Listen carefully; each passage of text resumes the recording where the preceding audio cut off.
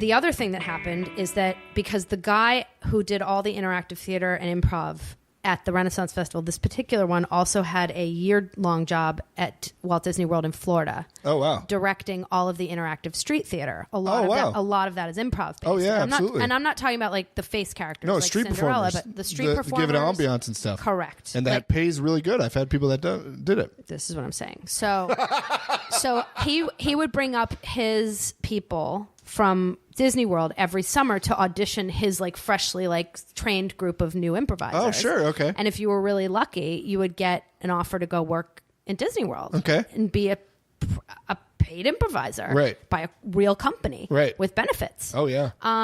So I got hired to work at Disney World. So you did a summer at the Renaissance Fair. Summer at the Ren Fair. I went home, thought about the Rolanda show for 2 seconds, having already auditioned for Disney. Right. And then they hired me a month or two later. That's awesome. And so what was... Right out of college, you're a working actor. Yes. Working improviser, even more specific. Working improviser. It was very specific. And what was interesting is, so I went and I worked in Orlando for almost 2 years. And that's a whole other world because corporate improv is different. It's... I wound up working on the streets doing atmospheric type stuff, but then at like Epcot or some at Epcot and some at MGM Studios. So we were like formerly known as MGM Studios. I know now it's Hollywood Studios. I know it's lame. Dumb. I like that you know your Disney history. I know a shit ton of Disney. I wound up working like we were like 1940s characters, but we weren't recognizable characters, which was also complicated for the Disney showcase because people come in, they expect to see characters they recognize. They don't always expect to see a girl off the bus in Hollywood or a brand new star from, I just got a job at MGM. They don't. For them, it was sometimes very confusing and difficult, but we would put on little street shows and we would improvise with them all the time and play with the guests and everything else. You'll learn a lot about humanity on the streets of Walt Disney World. It was a whole different education than the Renaissance Festival. I learned a lot in those early 20s. And then I got hired from there at what was considered to be one of the top, at the time, like really the best job at Disney for a performer, which was I got hired at the Comedy Warehouse, which was their nighttime entertainment comedy club on Pleasure Island, which is also no longer there. Ugh. That's now downtown Disney. Me and Tracy Wigfield just did 10 minutes on Pleasure Island. Oh my God. What did she say about it? Oh, she loved Pleasure Island. I love Pleasure Island. Did she ever work there? No. Did you? No. But you went to visit. Oh, yeah. Yeah. The 80s Club, we loved all those theme bars. The fucking Adventurers Club. Yeah. We shared dressing room with all the Adventurers Club people. Ooh. So the Comedy Warehouse, did you ever go there?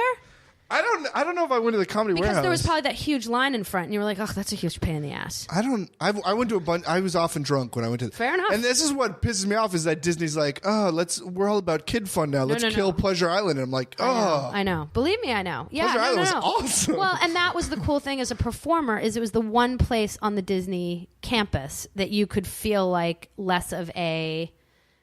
just less restraint. just less of a goody two-shoesy performer. I mean, we used to get away with a ton of stuff, but what was the Comedy Warehouse exactly? Whose Line Is It Anyway type improv, short form improv. They did 6 shows a night in a bar atmosphere or like a sit down. It was a theater that was a bar. So there was a theater down below, and then it was super high raked. Okay. So there were bar stools and that's awesome. Things. So it was like 300 person. That's awesome. House, and then the theater was down here. It was very well lit, and they would start every show. So the people who worked there were fucking great. Yeah. They were just super talented. I was really lucky to get a position there, and you got upgraded to that just because you were. They auditioned from within the park for certain shows like that. From the park they audition within. Right. And me and my friend Paul Vogt, who's since been on MTV, he was on NBC's Hairspray playing Mr. Spritzer. We both got people. We get it. Yeah, I do. He's pretty great. He's a really good friend. He's gay. So anyway, we both went. We got hired at the same time. Yeah. As subs, and then eventually someone moves on, and you get a full-time position. So you're doing 6 shows a week?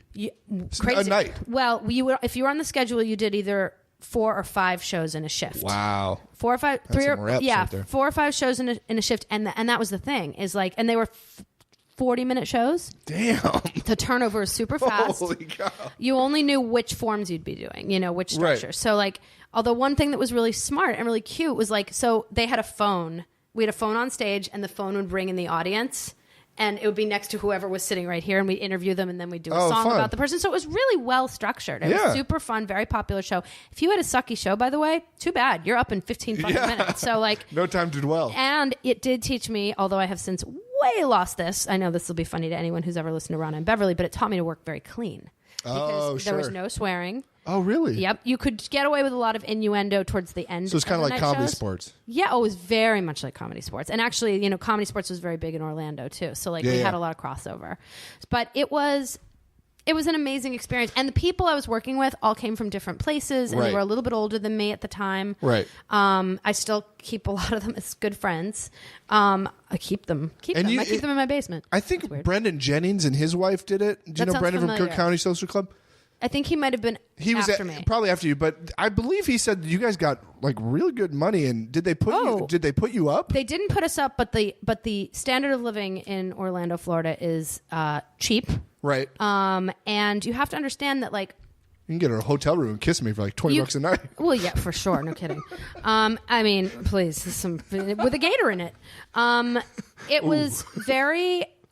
You made good money. You were union, right? You were equity. Yeah. So you made a great hourly rate, and then there were so many opportunities for overtime and holiday pay. You just made real money, as if you were working for a real corporation. Yeah. The downside of that, though, of course, is you can get stuck. You can get comfortable. I looked around. I'm 24 years old, and I looked around, and a lot of, like I said, at the Comedy Warehouse, a lot of the people were just by chance. I was a little bit younger, but I looked around, and some of them were starting to have kids. They all had houses. Right. And they were in Orlando, and I just thought, my life hasn't started. I'm not ready to settle here. But I understood even at that time. I was like, I get it.